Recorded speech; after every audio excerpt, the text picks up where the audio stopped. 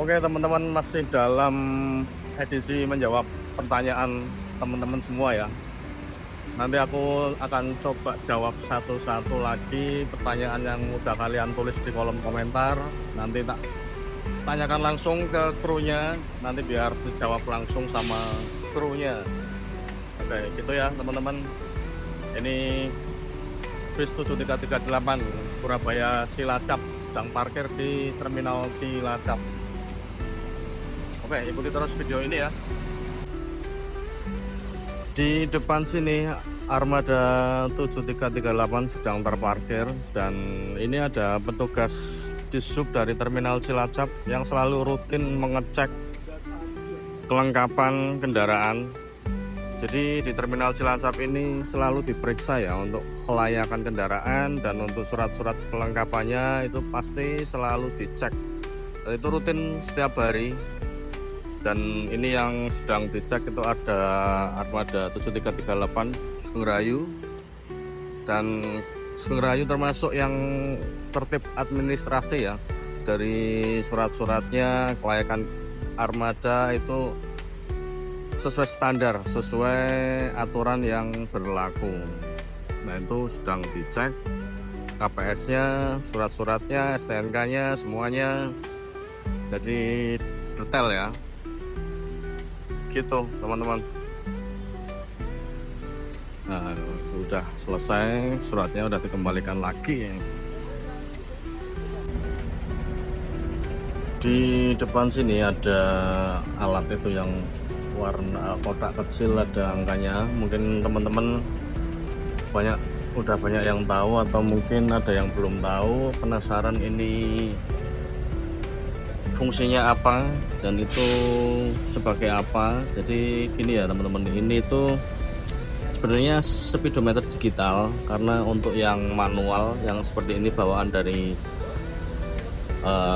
sasis atau dari mesin itu kadang sudah banyak yang mati. Jadi dari kantor dipasang yang digital seperti ini.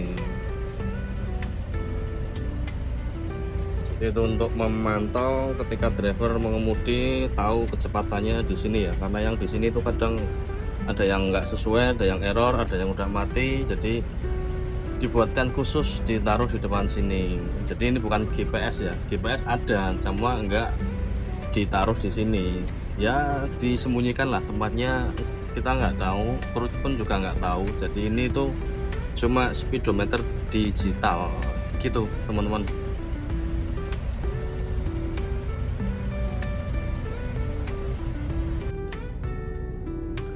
Nah ada yang bertanya, Mas kenapa kok bangkunya atau seatnya armada terbaru Jetbus 5 sama armada Jetbus 3 kok jumlah seatnya nggak sama? Misal kayak yang armada Jetbus 5 itu ada yang sekarang 36 seat, dan yang Jetbus 3 ini masih 40 seat. Terus kenapa kok nggak disamakan? Nah, yang pertama gini teman-teman, untuk yang Jetbus 5, armada Jetbus 5 itu kan produk terbaru dari Adiputro ya, dengan tampilan yang kalian tahu semua lah, sangat keren, sangat bagus sekali untuk Jetbus 5. Jadi kenapa kok seatnya enggak 40, kita pakai yang 36? Ya karena kita menyesuaikan dengan armadanya sudah bagus, menggunakan Mercedes-Benz 1626 ya. Kita juga pengen untuk interiornya atau seatnya pun juga lebih nyaman lagi buat penumpang. Jadi itu alasannya kenapa seatnya untuk yang bus terbaru, yang Mercy Jetbus 5 itu sekarang 36 seat, karena memang untuk pelayanan yang lebih meningkat lagi, atau untuk memuaskan penumpang, seperti itu teman-teman. Nah untuk yang armada Jetbus 3 yang masih dengan 40 seat, kenapa nggak disamakan?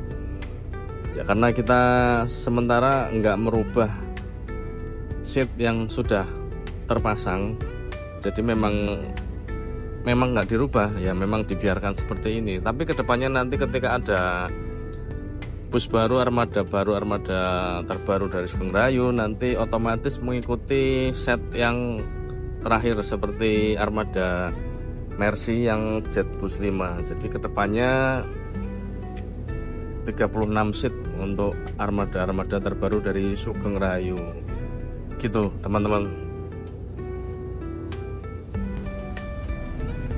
Nah ini sekarang aku udah sama krunya Patas Bandung. Ada Mas Jaya, kondektur pegangan 7608. Pegangan ya ini? Pegangan Pak. Ya.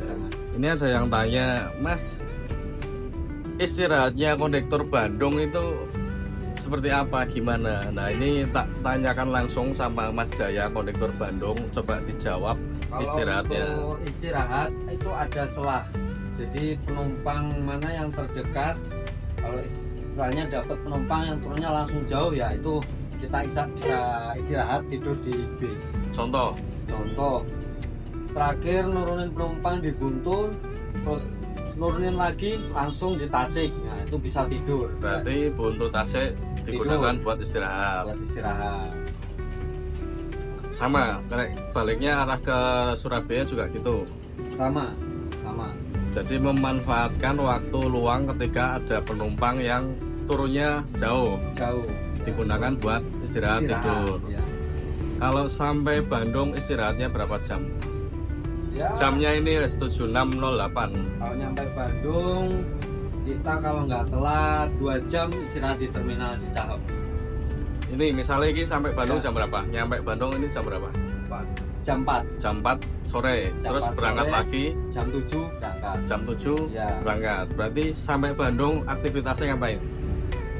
Kondektur. Pertama nyampe makan, mandi, istirahat, setengah 7 prepare, persiapan berangkat arah ke Surabaya. Ya.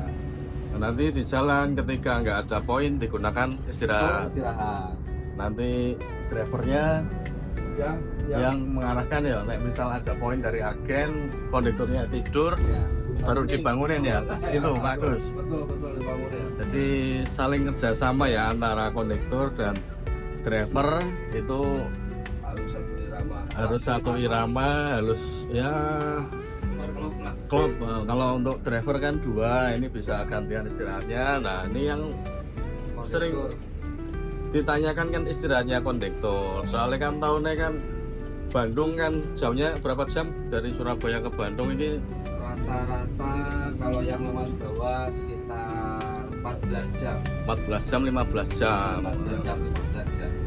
Terus sampai garasi, misal jamnya ini 7608 sampai garasi jam berapa? Oh ini jam 1. Jam 1. Istirahat panjang. Di garasi bisa buat tidur ya? Ya. Jadi di garasi masuk jam 1, selesai setoran jam 2, berangkat lagi jam setengah 7 malam. Berarti ada waktu jam 2 sampai jam setengah 7, jam 5, jam 6, jam 5 ya. Jadi ada waktu jam 2, 3, 4, 5, 3 jam, 4 jam ya. 3 jam 4 jam di garasi digunakan buat istirahat. Nah nanti istirahatnya lagi di jalan. Oke, jadi seperti itu dari kondekturnya langsung 7608 dijawab sama Mas Jaya. Jadi mungkin buat teman-teman yang sering tanya udah cukup jelas ya, ini dijelasin sama Mas Jaya. Oke. Oh ya, ini satu lagi ada yang tanya, kenapa kok toilet digunakan hanya saat bus berjalan? Oh ya, karena satu lubang pembuangan itu tidak ada bak penampungannya, jadi langsung plong ke bawah turun ya. Jadi misal pas berhenti kayak di rumah makan atau SPBU, misal ada yang buang air itu langsung turun ke bawah, langsung keluar ke bawah. Nah, akhirnya kan kotorannya ya, di area itu kan ya, jadi di area yang berceceran. Makanya kenapa kok ada larangan toilet digunakan hanya saat bus berjalan, saat berhenti nggak boleh dipakai, yaitu alasannya karena kalau waktu berhenti dipakai kotorannya langsung turun ke bawah ya, otomatis langsung keluar ke bawah. Nah, teman-teman bisa bayangin misal di terminal itu ada 100 bis, terus ada yang kencing semua lah, terminalnya kan mesti bawa pesing kabeh ya. Bawa pesing. Nah, itu terutama ini kebanyakan kok penumpang yang mengaku belum pernah naik bis ini, terus di toilet buang air besar itu mohon maaf, toiletnya tidak boleh buang air besar, hanya untuk buang air kecil. Air kecil. Soalnya pembuangannya juga kecil, otomatis kalau buang air besar langsung mampet. Langsung mampet, dan kalau sentor turunnya langsung ke bawah, ya lah. Jadi akhirnya di bawah kotor. Jadi buat teman-teman misal udah nggak kuat nahan, Bilang kebelet, bilang langsung ke kru ya, Ya, nanti langsung diarahin di tempat- SPBU terdekat. Ya. Yang penting ada tempat untuk toilet gitu ya Mas ya. Nah, itu seperti itu kenapa toilet nggak boleh dipakai waktu bus berjalan dan nggak boleh buat buang air besar. Ya. Ya, alasannya seperti itu. Oke, mantap. Siap Pak, siap.